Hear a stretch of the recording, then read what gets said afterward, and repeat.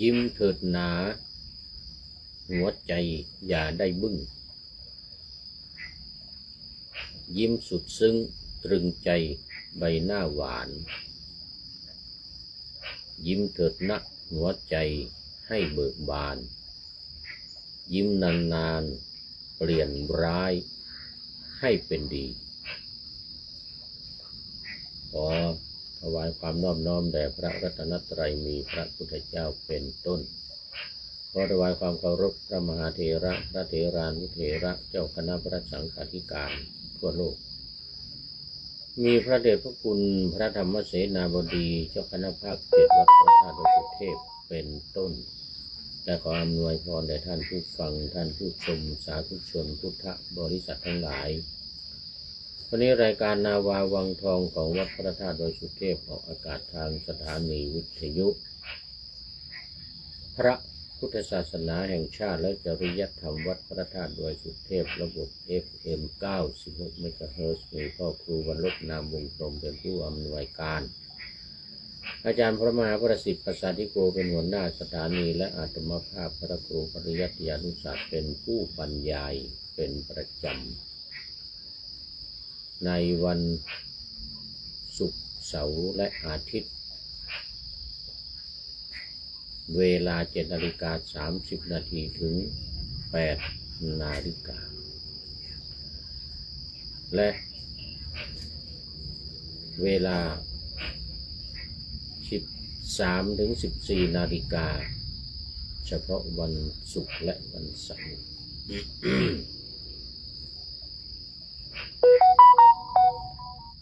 สองสถานีวิทยุเพื่อการศึกษาพระพุทธศาสนาและวัฒนธรรมวัดฝายหินตำบลสุเทพอำเภอเมืองจังหวัดเชียงใหม่มีพระครูสมุวิสุวัฒน์วรกิจโจเจ้าอาวาสวัดฝายหินและเป็นผู้อำนวยการสถานีนำออกอากาศ4 วันคือวันพุธเวลา 17 ถึง 18 นาฬิกาวันศุกร์และวันเสาร์เวลา 14 ถึง 15 นาฬิกาและวันอาทิตย์เวลา 15 ถึง 16 นาฬิกาสำหรับวันนี้ก็บันทึกเสียงล่วงหน้ามา5 วัน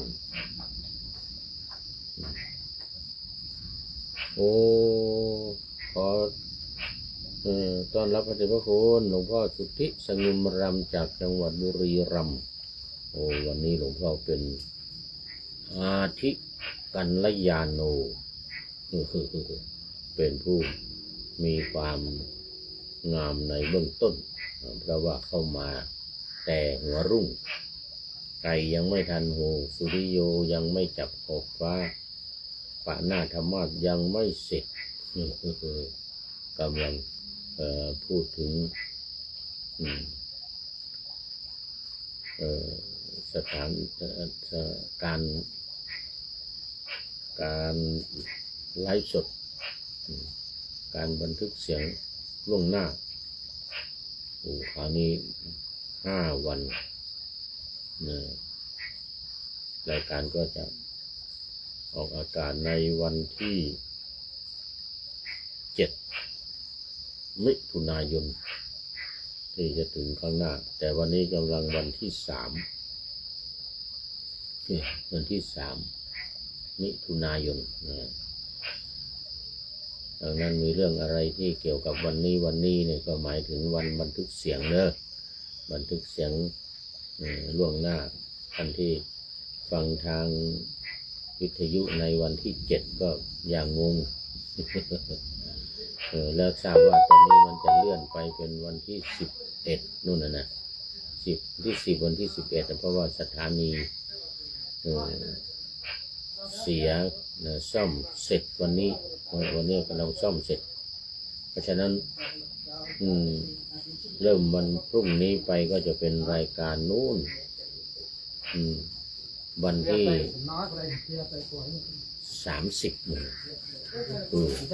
วันที่30ก็จะมาออกอากาศในวัน วันพรุ่งนี้หรือคืนนี้1 รายการคือรายการวัดไตรปิฎกลอยฟ้านี่นะก็จะออกคืนนี้หมายถึงคืนวันที่เนี่ยวันที่3เนี่ยคืนวันที่3ถ้าอินเทอร์เน็ตดีเห็นว่าตอนนี้เมื่อกี้นี่เห็นว่าอินเทอร์เน็ตยังไม่ดีอินเทอร์เน็ตดีคืนนี้ก็รายการเมื่อวันที่30เพราะว่าวิทยุมันเดี้ยงวันที่30คืนวันที่29วันที่30มาจนถึงวันนี้เลยมาจนถึงวันนี้ยังไม่มีรายการออกทางวิทยุแต่วัดฝายหินออกอยู่ตลอดตามวันตามเวลาดังที่ได้กล่าวเนี่ยนะเดี๋ยววันที่7วัดฝายหินก็ออกตามปกติแต่ของพระธาตุดอยสุเทพก็เลื่อนไปอีก5 วัน30 31 1 2 3นี่เลื่อนไปอีก5 วันจาก7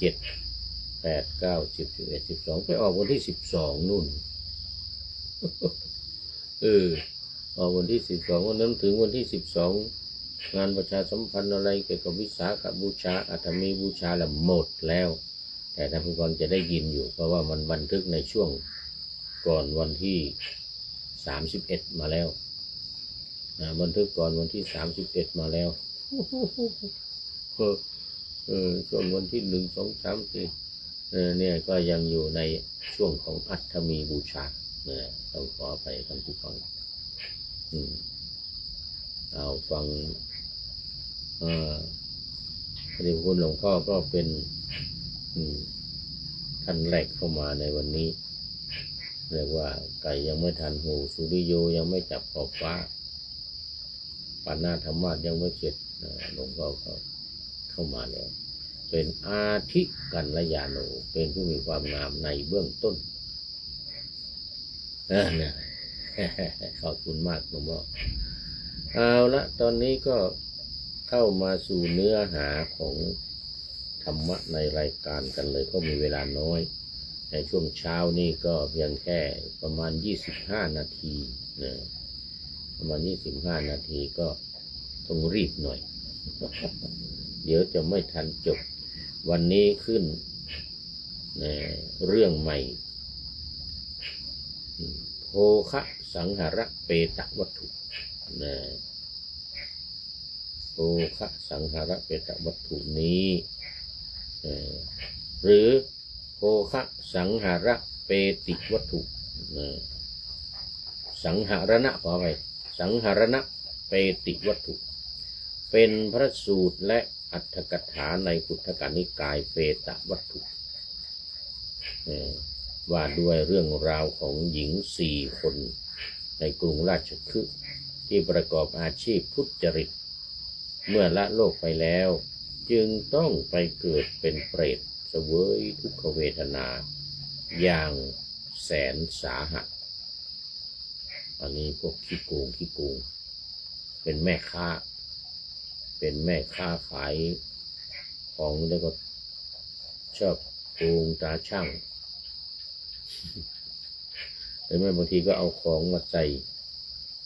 ไอ้ที่มันหนักใส่ข้างนี้แล้วก็เอาปล่อยให้ข้างนี้มันเบาๆแล้วเอาของมาชั่งมะม่วงหรือสิ่งของอะไรต่างๆเนี่ยมันก็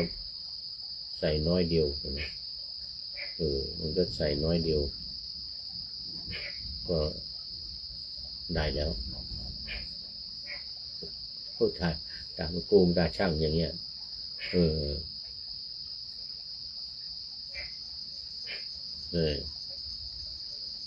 ในอินเดียนี่แม้ปัจจุบันนี้ก็ยังมีอยู่นะ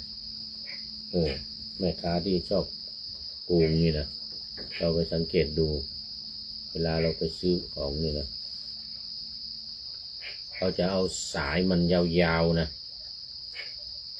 นี่วิธีการของอย่างนี้สายข้างนี้ยาว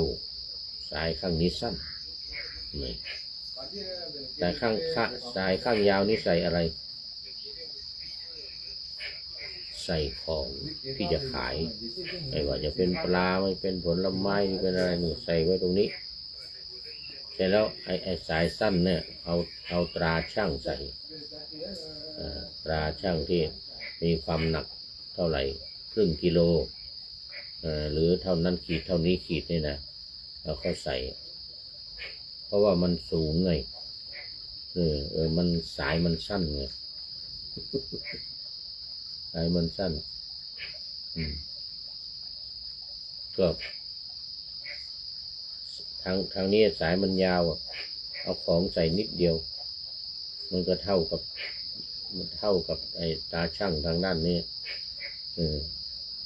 เท่ากันแล้วมันอยู่สูงกันเราสังเกตดูนะ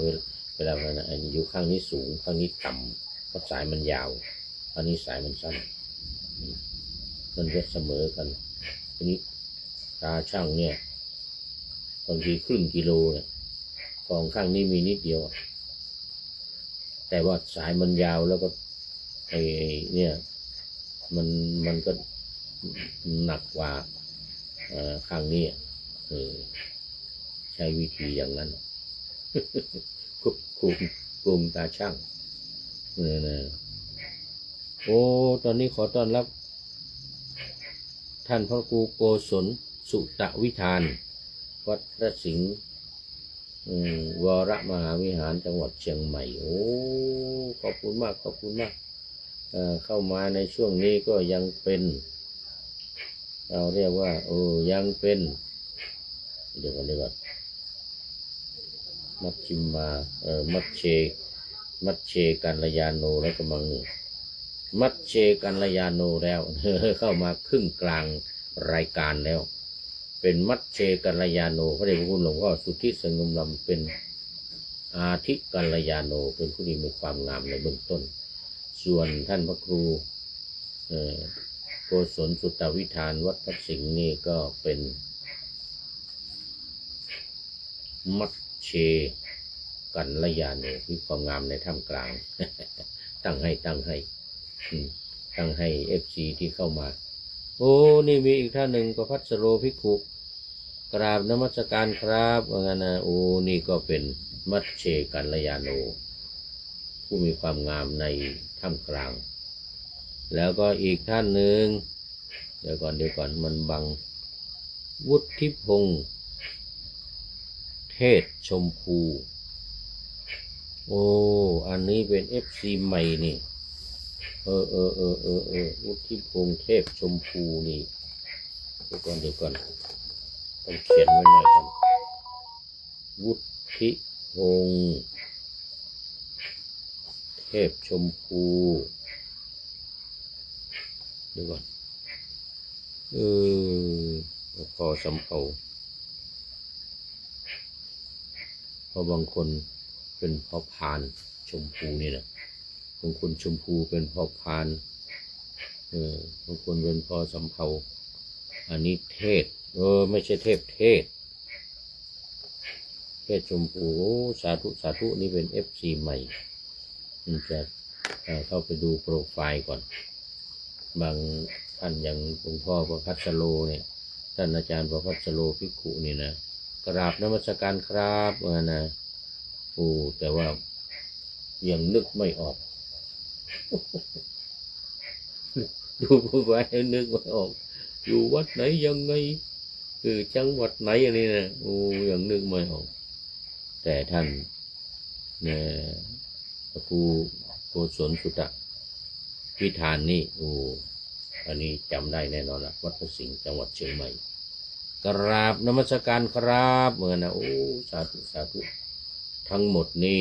3-4 รูป3 รูปเป็นมัชเชกัลยาโนเป็นผู้มีความงามในท่ามกลางเดี๋ยวถ้าอีกสัก5 นาทีผ่านไปนี่ใครเข้ามาก็จะเป็นปริโยสานะกัลยาโนกัลยาณังกัลยาณีมี3 อย่างขอบคุณมาก อืมแล้วมีเข้ามาในเฟซแต่ว่าไม่ได้คอมเมนต์อีกเป็นพระพุทธรูปนี่เดี๋ยวนึกยังไม่ออกเป็นใครไม่เป็นไรมาอันนี้เข้ามาสู่เนื้อหาของรายการกันต่อโภคะสังหระเปตวัตถุนะโภคะสังหรณะก็ได้เปติทัศสังหรณะเป็นเปติวัตถุ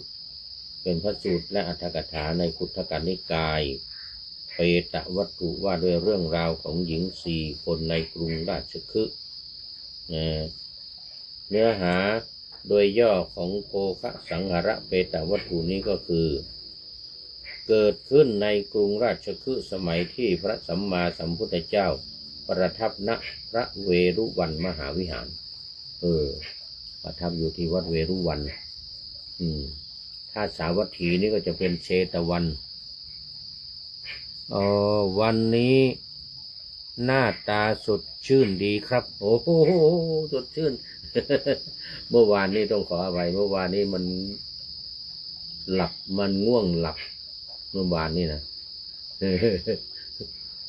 มันยังไงก็ไม่รู้ง่วงหลับก็เลยจัดรายการตัวเองก็ไม่ค่อยรู้เรื่องเลยมันงงว่าอะไรก็ผิดแล้วก็อะไรอีกมันมีอยู่เรื่องหนึ่งนะนึกไม่ออกงงพูดไปพูดมาดีเวลาช่วยละครังช่วย เมื่อคืนนี้แล้ว เมื่อคืนนี้แล้วดูไม่ไหวเลยง่วงหลับหน้าตาดำเลยไม่สดชื่นเนี่ยไม่สดชื่นถ้าง่วงนี่นะจัดรายการนี่โอ้โหมันจะไม่สดชื่นแสดงว่าที่เมื่อคืนที่ผ่านมาหรือตอนกลางวันไม่ได้พักผ่อนแต่วันนี้นี่ได้พักผ่อนหลับเต็มที่พักผ่อนหลับเต็มที่ก็จึงดูสดใสแช่มชื่นเบิกบานยิ้มแย้มแจ่มใส กาญจนาขอต้อนรับโยมกาญจนาพุ่มสุวรรณอันนี้FC เก่าแก่นานเนกาเลนานแล้วไม่ได้เข้ามาโมทนาเป็นอย่างยิ่งโยมแม่จันสมนี่FC ตัวจริงอีกท่านหนึ่งน้อมกราบอนุโมทนาสาธุเจ้าข้าวะนะแม่จันสมนี่เป็นFC ตัวจริงคุณโยมกาญจนาพุ่มสุวรรณกราบสาธุค่ะอันนี้โยมกาญจนานี่นานแล้วนี่ไม่เข้ามานี่เนี่ยกาญจนาเดี๋ยวต้องดูโปรไฟล์ก่อนพุ่มสุวรรณนามสกุลสวยกาญจนาพุ่มสุวรรณโมทนากราบสาธุค่ะนะโมทนาอันนี้เป็นอันนี้หรือยังเนี่ยเดี๋ยวก่อนเป็นปริโยสานกัลยาณีนี่เป็นปริโยสานกัลยาณีมีความงามในที่สุดแล้วทีนี้เดี๋ยวใกล้จะหมดเวลาแล้วปริโยสานกัลยาณีนะนี่คุณโยมกาญจนาพุ่มสุวรรณโยมแม่จันสมด้วยโยมแม่จันสม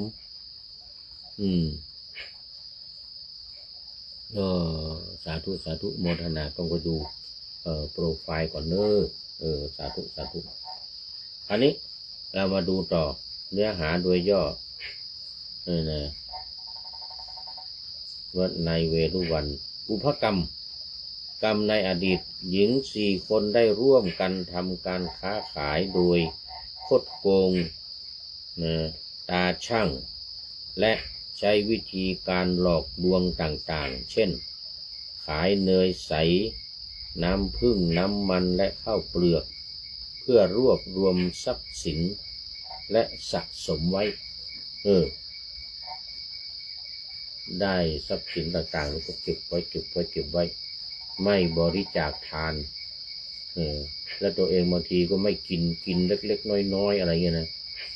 เสร็จแล้วคนอื่นก็ไม่ได้กิน นักสะสมนี่นักสะสมอย่างเดียวนะไม่ว่าจะเป็นน้ำมันน้ำผึ้งน้ำอ้อยเป็นข้าวเปลือกอะไรนี่นะบางทีก็เก็บไว้จนเสีย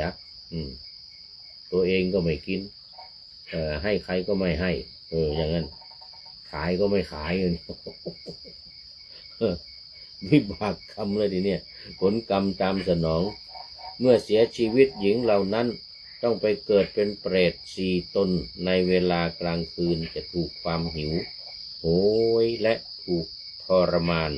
ครอบงำจนต้องพากันร้องไห้คร่ำครวญด้วยเสียงอันน่าสะพรึงกลัวร้องให้คร่ำครวญหวนหาโหย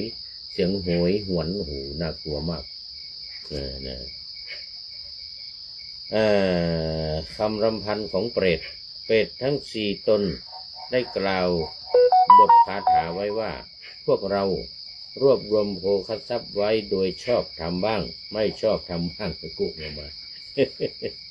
แต่คนอื่นพากันใช้สอยโภคทรัพย์เหล่านั้นพวกเรากลับได้รับแต่ความทุกข์มีความหิวโหยในตอนกลางคืนมาก็มีความหิวโหยจนร้องไห้กำกวรกันแต่ทรัพย์สมบัติเหล่านั้นเป็นของคนอื่นหมดเกี่ยวมาลูนเกี่ยวมาลูนกินหมดคติธรรมข้อคิดกับคติธรรมจากเรื่องนี้ก็คือพระอัฏฐกถาจารย์ได้อธิบายเพิ่มเติมว่าการรวบรวมทรัพย์สินเงินทองไว้มากมายแต่ได้มาด้วยความไม่ชอบธรรมหรือตรณีทีเหนียวไม่นำไปทำบุญทำทาน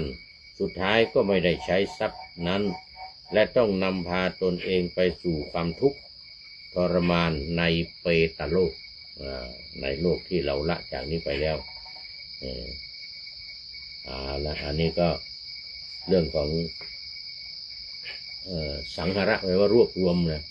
นี่สังหาระโภคะสังหาระก็คือสะสมทรัพย์สมบัติเอาไว้มากๆเสร็จแล้วก็ไม่กินไม่ใช้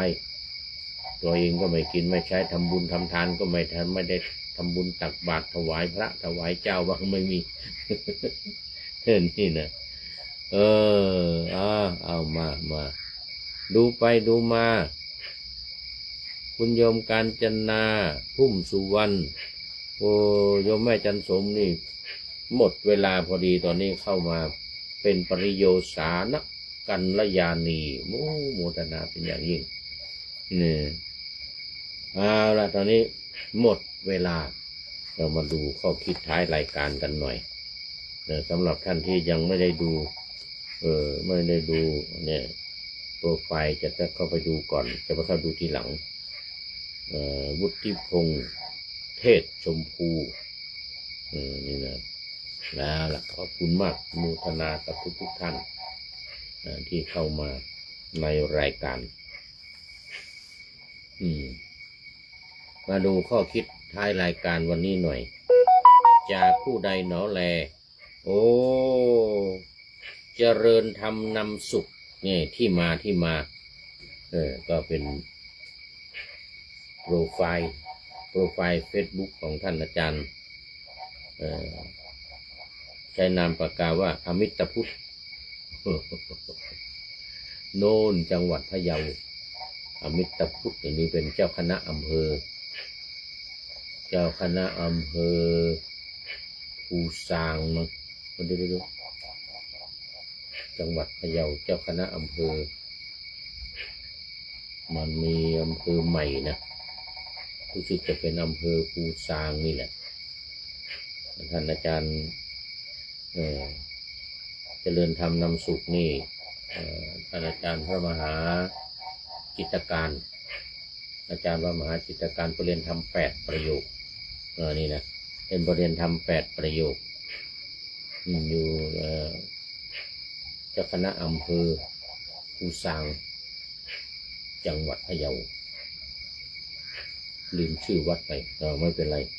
ให้บทประพันธ์ ประพันธ์บทไว้โอ้ดีมากเลย ยิ้มเถิดหนา